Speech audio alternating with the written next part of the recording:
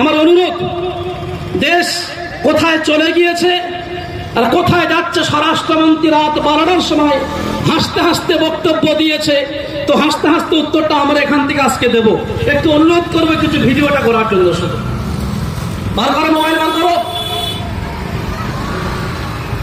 আপনারা যারা এখানে আছেন সাধারণ মানুষ, আচ্ছা আমার ওলামা ভাই, মাদ্রাসার ওলামা অনেক আছেন, মসজিদের ইমাম সাহেব অনেক আছেন, একটু হাত তুলবেন। একটু কারা আছে দেখি, একটু হাত তুলুন না, ভালো লাগবে। অনেক এখানে আছেন।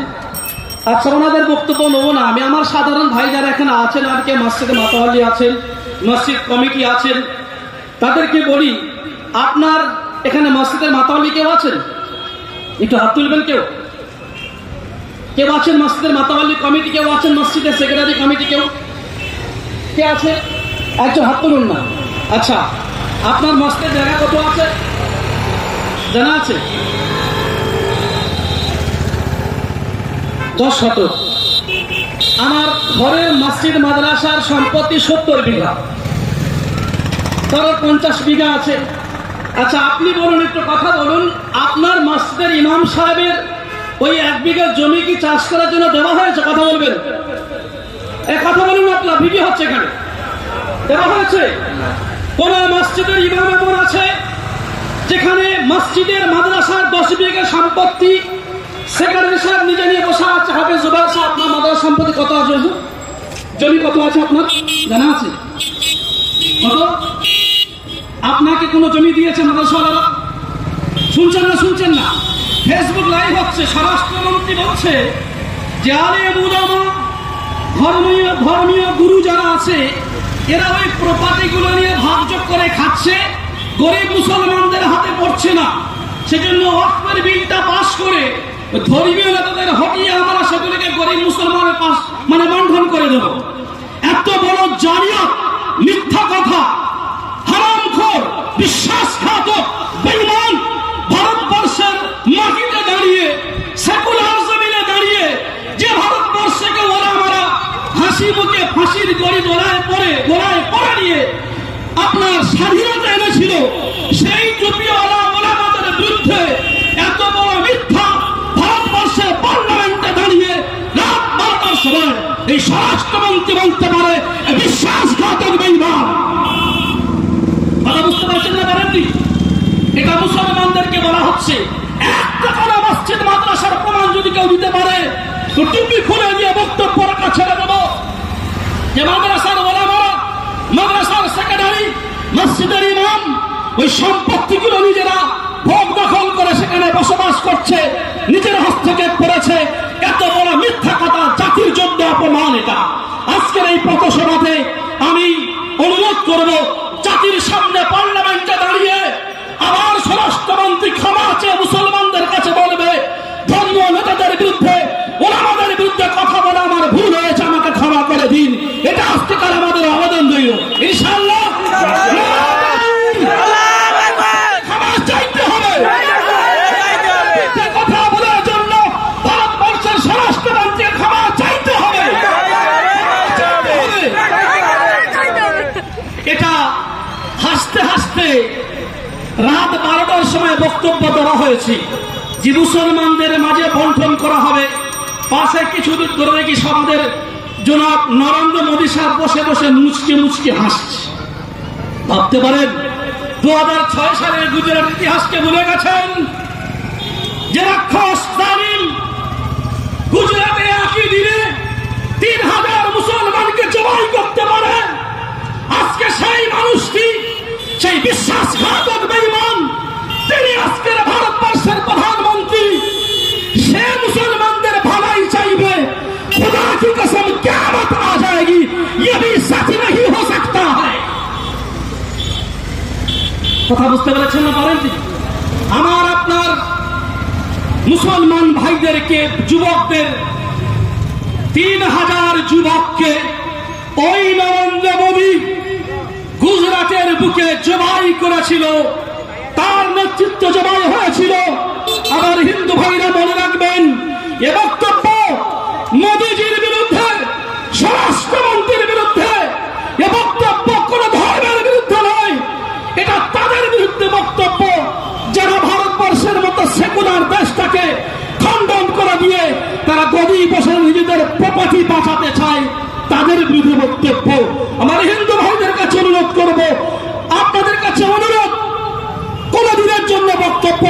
গায়ে মেখে নেবেন না। আমি মালদাতে আজকের আপনারা দেখেছেন, মালদাতে আমার হিন্দু ভাইরা রামনবমীর মিছিল বার করেছে। আলহামদুলিল্লাহ, জামিয়াত উলামা হিন্দের পক্ষ থেকে আগে থেকে স্টেজ করা ছিল।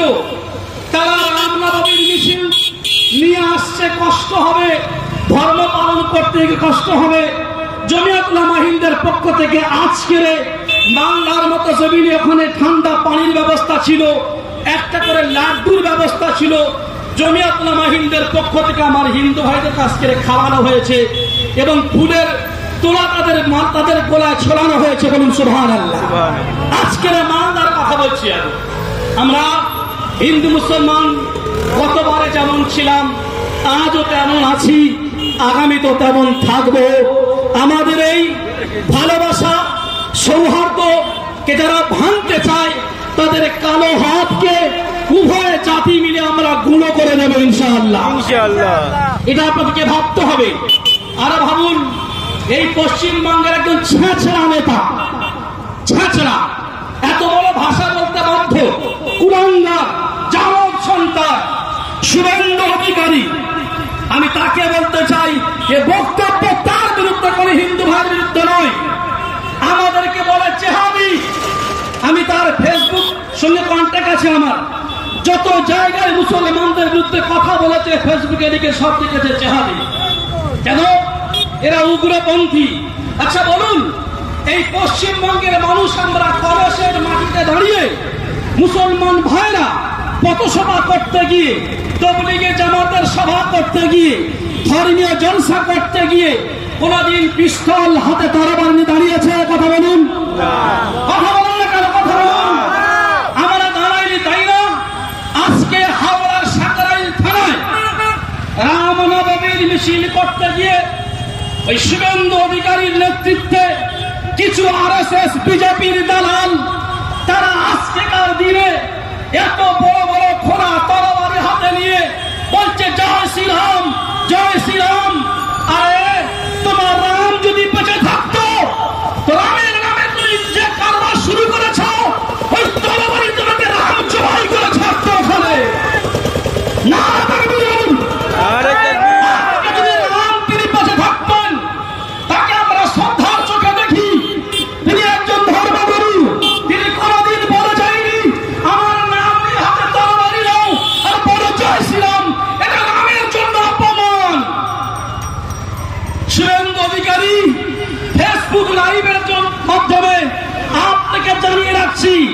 জেহাদি কাদের বলে?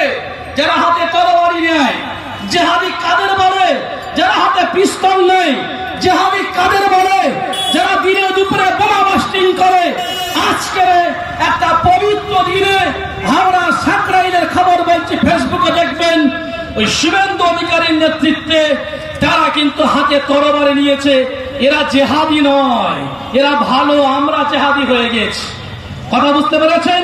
চক্রান্ত 2026-এর ভোট পশ্চিম বাংলার বুকে হিন্দু মুসলমানের লড়াই বাঁধিয়ে গদি দখল করার ধান্দা। এ শুভেন্দু অধিকারী সনাতনী নয়, হিন্দু নয়, কোন ধর্মকে মানে না, ও বড় নাস্তিক। আমি হিন্দু ভাইদেরকে বলে যাচ্ছি, আপনার হিন্দু ধর্মের পড়াশোনা আমরা করি, আপনার হিন্দু ধর্মের যে গ্রন্থ আছে, সেই গ্রন্থ অনুযায়ী শুভেন্দু অধিকারী সে কোন হিন্দু ভাইদের, কোন হিন্দু পূজারীদের পূজা করতে পারে না, হিন্দু নয়, সে নাস্তিক। সেই জন্য তার মুখে কথাগুলো বার হয়েছে। আমি বক্তব্যটা বোঝাতে চেয়েছি, এই ওয়াকফের বিল নিয়ে যখন আমরা রাস্তায় নেমেছি, উত্তরপ্রদেশের যোগী আদিত্যনাথ একটা মূর্খমন্ত্রী আজকের দেওবন্দের সাইটে ওদিকে মুজাফফরনগর আজকের যারা ওয়াকফ বিলের প্রতিবাদ করতে এসেছিল 24 জন মুসলমান নওজওয়ানকে জেলে ঢুকিয়ে ঘোষণা দিয়েছে আগামী 16 এপ্রিল পর্যন্ত যদি 2 লক্ষ টাকা জরিমানা না দিয়েছ তোমাদের কোনো জামিন দেওয়া হবে না। সিসি ক্যামেরার মাধ্যমে আপনার ড্রোন ক্যামেরা ঘুরিয়ে টোটাল উত্তরপ্রদেশকে নজরদারি করছে। পুলিশকে বলছে যেখানে যেখানে প্রতিবাদ সভা চলছে সরকারের বিরুদ্ধে তাদেরকে তুলে জেল ভরে দাও। আসি আমরা জেল ভরে দেশকে স্বাধীনতা ফিরিয়ে নিয়ে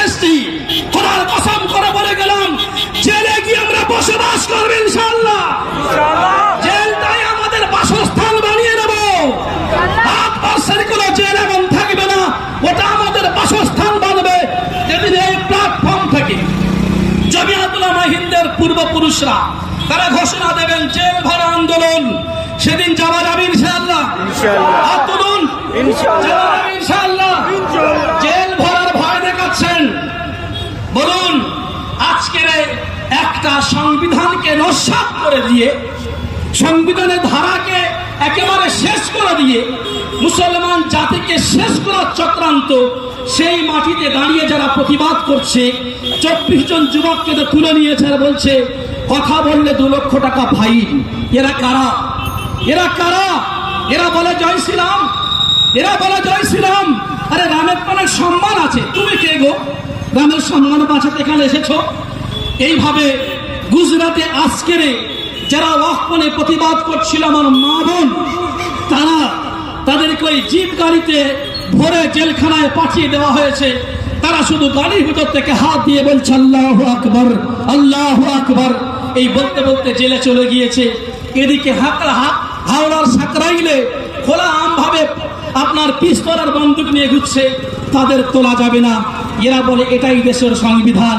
স্বরাষ্ট্রমন্ত্রী বলল মুসলমানদের ভালোর জন্য আমরা ওয়াকফের বিল নিয়ে এসেছি, তাই যদি হয় কালকের বিল পাস হতে পারলো না, তার পরের দিনে উত্তরপ্রদেশের মুখ্যমন্ত্রী যোগী আদিত্যনাথের নেতৃত্বে কেন কবরস্থান দাখিল হলো? কে উত্তর দেবে? কেন কবরস্থান দাখিল হলো? খুব ঠান্ডা মাথায় বলে যাচ্ছে, বুঝে রাখবেন ওয়াকফের সম্পত্তির যে আয়গুলো, এত বেশি আয় জমা হয়েছে, সরকার খেয়েছে, ওরা বুঝে নিয়েছে। যদি মুসলমানের যুবকেরা খবর পেয়ে যায় যে আমাদের এত এত ওয়াকফের সম্পত্তি আছে, যে সম্পত্তিগুলোকে মসজিদ মাদ্রাসা ব্যয় করলে, আল্লাহর কসম করে বলে যাচ্ছি, রমজান মাসে আমাদের বউ বাচ্চা ছেড়ে দিয়ে ভিক্ষার ঝুলি নিয়ে ঘুরতে হবে না। একটা আলেমের মাইনে কমপক্ষে 50,000 টাকা হবে। এত ওয়াকফের সম্পত্তি ভারতবর্ষের বুকে আছে, আমাদের পয়সা, আমাদের, আমার পূর্বপুরুষ দাদা পরদাদা তারা দিয়ে গেছেন মসজিদের জন্য, মাদ্রাসার জন্য, মুসলমান যুবকদের জন্য, যুবতী বোনদের পড়াশোনা করার জন্য। আজকের বলে মুসলমানদের ঘরে শিক্ষা নাই, অবাক হয়ে যাবেন। এই পয়সাগুলো খেয়েছে, দেখছে যদি প্রতিবাদ শুরু হয়, সেই পয়সাগুলো আদায় করবো কি করে? ওর থেকে মুড ঘুরিয়ে বলো যে না, এগুলো ওয়াকফের সম্পত্তি না, সরকারের সম্পত্তি, তাহলে আর কোনো হিসাব দিতে হবে না। বুঝতে পেরেছেন না? এ হলো এর পরিকল্পনা। যেগুলো ওয়াকফের সম্পত্তি না, সরকারের সম্পত্তি, কেন? তখন আর হিসাব দেওয়ার মতো কেউ থাকবে না। এইরকম একটা প্ল্যান পরিকল্পনা ঠান্ডা ঘরে বসে তারা ভেবে নিয়েছে। আরো ভেবে রাখুন, আমার কিছু মুসলমান যুবক এরা ভাবছে ওই তো কত বিল তো পাস করেছে, করেছে অনেক, তো স্কুল আপনার প্রপার্টি পড়ে আছে, নিলে আমার ক্ষতি কি?